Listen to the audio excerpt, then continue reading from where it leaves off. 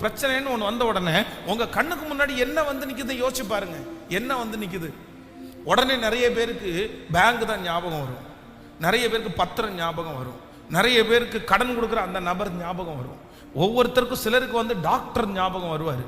பிரச்சனை வியாதி அப்படி வரக்கூடாது. எப்படி வரணும் அப்படின்னா, நம்முடைய வாழ்க்கையில எது ஒன்று நடந்தாலும் முதல்ல நமக்கு ஞாபகம் வர வேண்டியது யார் அப்படின்னா, ஆண்டவருடைய வசனம் முன்னாடி வந்து அப்படி நிற்கணும். அவருடைய வசனம் நம்முடைய கால்களுக்கு தீபமும் பாதைக்கு வெளிச்சமுமா இருக்கிறது. இன்றைக்கு இந்த ஜெபத்தில் இருக்கிற நீங்கள் வந்து ஒரு பெரிய சிச்சுவேஷனுக்குள்ள போய் கொண்டிருக்கலாம், ஒரு பெரிய சூழ்நிலையா இருக்கலாம். சோ அவர் இதை சொல்லலாம், இவர் இதை சொல்லலாம், இது இப்படி நடக்கலாம்.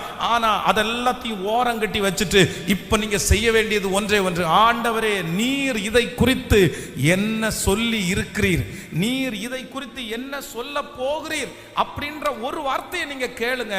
உங்களுக்கு கோபம் அந்த இடத்துல